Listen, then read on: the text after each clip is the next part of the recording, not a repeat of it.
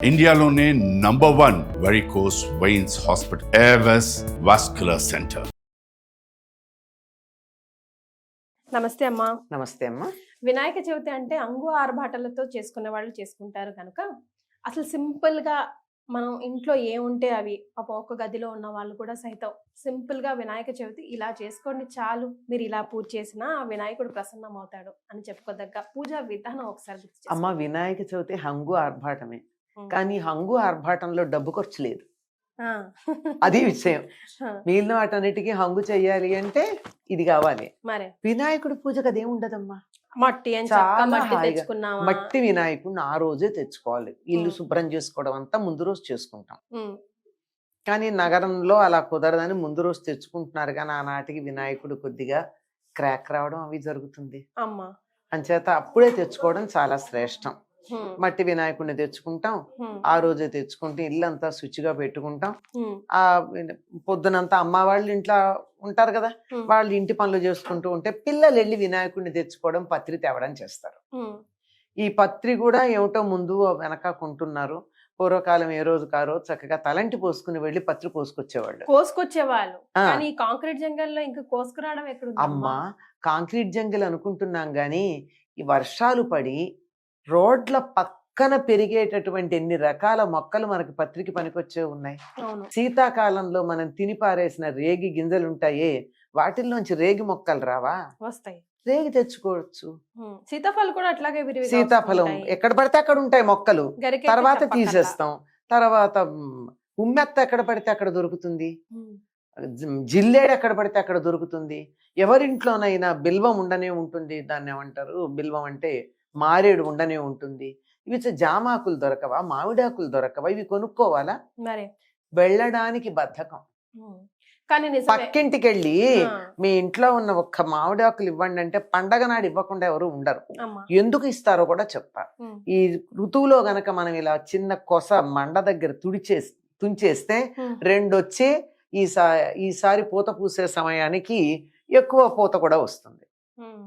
తప్పనిసరిగా ఇవన్నీ దొరకట్లేదా? దొరుకుతాయమ్మా. నిజంగా మీరు చెప్తుంటే ఆలోచిస్తే ఇవన్నీ మనకు విరివిగా దొరుకుతాయి. విరివిగా 7-8 అట్లీస్ట్ దొరుకుతాయి, చక్కగా దొరుకుతాయి. ఇందులో కొంచెం జాగ్రత్తగా గనక మనం గమనించినట్టయితే ఒక్క దేవదారు తప్ప మిగిలినవి దొరుకుతాయమ్మా. ఇది కాక వెలగ దొరకదు సాధారణంగా, అందుకని వెలక్కాయ పెట్టేస్తూ ఉంటాం మనం. వెలగపత్రి మాత్రమే దొరకడం కష్టం. అది ఎవరింట్లో అన్నా వెలగ చెట్టు ఉంటే తప్ప. ఈ ప్రాంతాల్లో మనకు ఉండవు. మిగిలిన దరిదాపుల్లో అన్నీ దొరుకుతాయి. చాలా వాటికి పేర్లు తెలియవు మనకంతే. మద్ది చెట్లు కూడా ఎక్కడ పడితే అక్కడ ఉండనే ఉన్నాయి, ఏం లేవు. కనుక ఇవన్నీ తెచ్చుకోవచ్చు. అక్కర్లేని పార్థీనియం లాంటి మొక్కలు వాడు అమ్ముతూ ఉంటే మనం తెచ్చుకుని ఏవో వాటిని తెచ్చి రంగులేసి అక్కడ పెడితే వాటిని తెచ్చుకుని పూజ చేసుకునే కన్నా చక్కగా ఇట్లా దొరికేవన్నీ తెచ్చుకోవచ్చు. ముందు రోజే ఐడెంటిఫై చేసి ఎక్కడన్నా కాస్త నీళ్లు చల్లిరండి గరికి తెచ్చుకోవడానికి. దాని మీద ఏ కుక్కలో ఎవరో ఏదో పాడు చేసినా పనికి ఓ రోజు కాస్త నీళ్లు చల్లేసమ్మా కాస్త. అందులో ఇప్పుడు వానలు పడుతున్నాయి కనుక ఇటువంటి సందర్భంలో అవసరం కూడా ఉండదు. వీటన్నిటికీ కూడా ఔషధి గుణాలు ఉన్నాయి. అన్ని 21 మొక్కలకి ఔషధి గుణాలు ఉన్నాయమ్మా. నేను నా విద్యార్థుల చేత, మా చెల్లెలు తన విద్యార్థుల చేత ఈ 21 పేర్లు రాసి, తెలుగు పేర్లు, సంస్కృతం పేర్లు, ఇంగ్లీష్ పేర్లు, వాటికి ఉన్న బొటానికల్ నేము, ఆ తర్వాత వాటికి ఉండేటటువంటి ఔషధి గుణము ఒక పట్టికలాగా తయారు చేయించాం. సూపర్. అది సరదా అయిన ప్రాజెక్టు.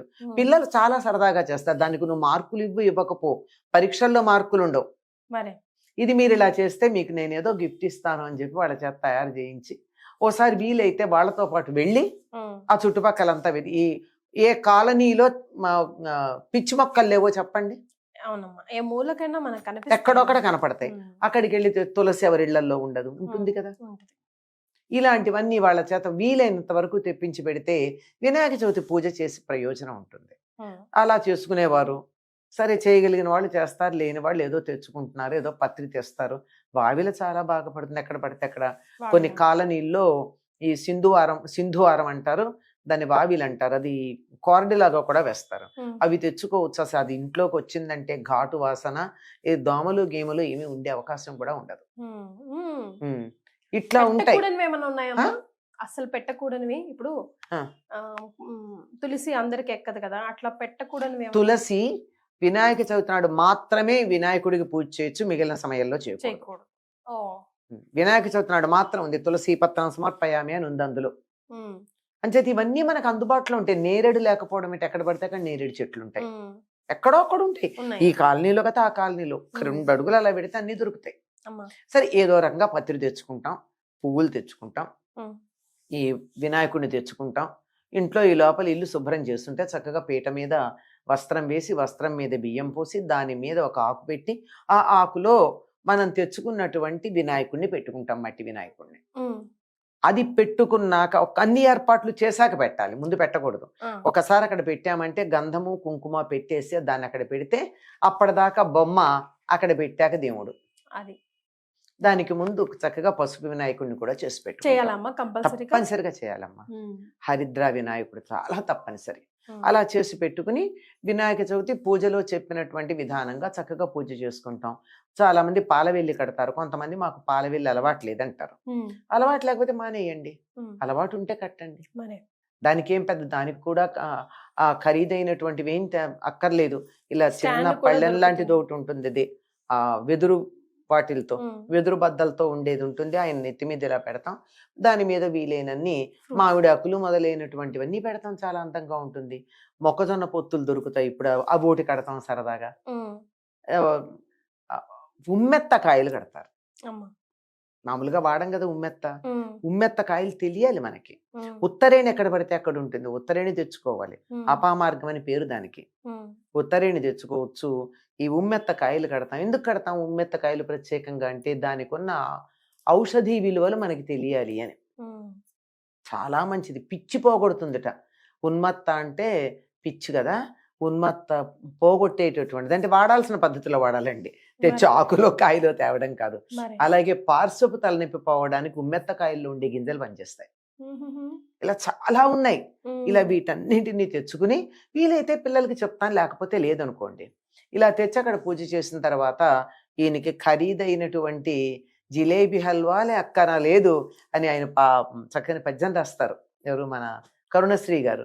చక్కగా కాస్త వడపప్పు, పెసరపప్పు ఉండదు ఎవరింట్లో అయినా, కాస్త పెసరపప్పు నానబోసి అక్కడ పెడదాం.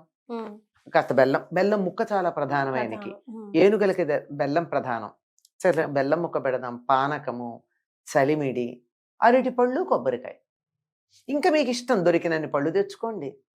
ఈయనకి ప్రధానంగా కావాల్సినవి ఉండ్రాళ్ళు, మోదకాలు. ఎందుకు అంటే ఈ ఋతువులో కొత్త నీళ్ళు వస్తాయి, కడుపు నొప్పులు వస్తాయి, జ్వరాలు వస్తాయి. ఎవరినన్నా అడగండి, సగానికి సగం మందికి అవే కదా సమస్యలు.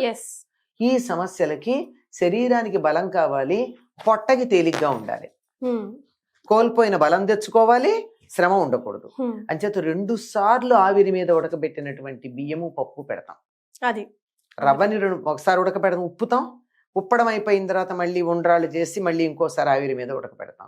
ఇలా 2 సార్లు ఉడికేటప్పుడు అది చాలా త్వరగా అరుగుతుంది, ఒంటికి బలం పడుతుంది. దాంట్లో వేసేటటువంటి ఇంగు కానీ, జీలకర్ర కానీ, మిరియం కానీ, ఇవన్నీ ఏ చిన్న దోషాలున్నా పోగొడతాయి. ఇది ప్రధానం. ఇంతవరకు చేసుకోవచ్చమ్మా. ఇక తర్వాత వైభవం. మీకు ఎంత ఉంటే పులిహార, పరవాన్నం కదా, కాదు, ఇవన్నీ కథ తప్పదమ్మా. వినాయకుడికి మామూలు పూజ కాక అధికంగా చేయాలి. సాధారణంగా వ్రతాలన్నీ కూడా నిత్యం చేసే పూజ కాక ఇది అధికంగా చేసేది. పూజ అంతా అయ్యాక కథ చెప్పుకోవాలి. ఆ కథలోనే చాలా ప్రాధాన్యం ఉంది.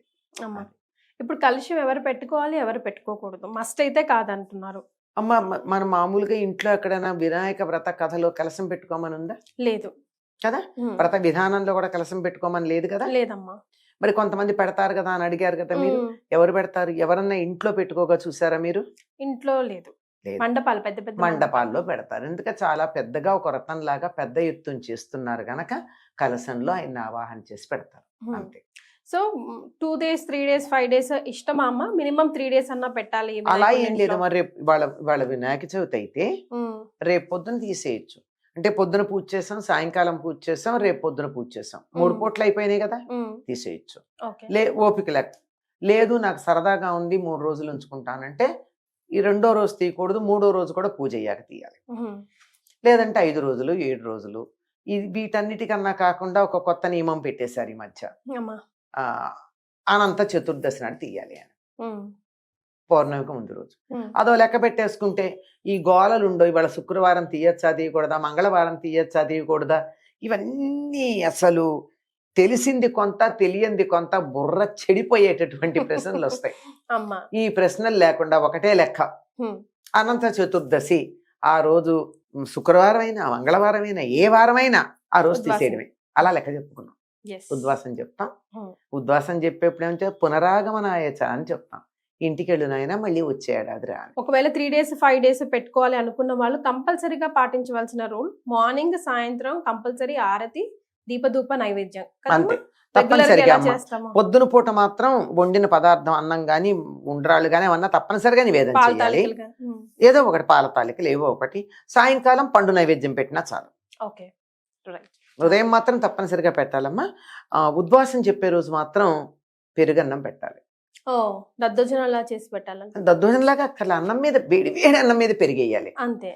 ఓపిక ఉంటే తిరగమాత పెట్టండి, లేకపోతే లేదు. ఉమ్. ఎందుకు అంటే ప్రయాణంలో కడుపు సెలవు ఉంటుంది. ఉమ్. అందుకు. అమ్మ దగ్గరికి వెళ్ళేటప్పుడే. మనం దారిలో ఆకలేస్తే బిడ్డకి, అందుకనమాట. మరే. చిన్నాడు కదమ్మా, ఎస్. పశువుడు, అందుకని చంటాడికి పెరుగన్నం పెట్టి అది నైవేద్యం పెట్టి పంపిస్తాం. ఎస్. సో చాలా సింపుల్ గా 100 రూపాయలు ఏం కర్మ, అసలు ఖర్చు లేకుండానే ఇంత సింపుల్ గా పత్రులు పూలు పళ్ళు అన్ని ఎలా తెచ్చుకోవాలో కూడా చెప్పేశారమ్మా. పళ్ళు కొబ్బరికాయ కొనుక్కునేదంతే, అంతకన్నా ఇంకేమీ లేవు కొనడానికి. మరే. ఆ. రైట్, చాలా సంతోషం అమ్మా, ధన్యవాదాలు. నమస్తే.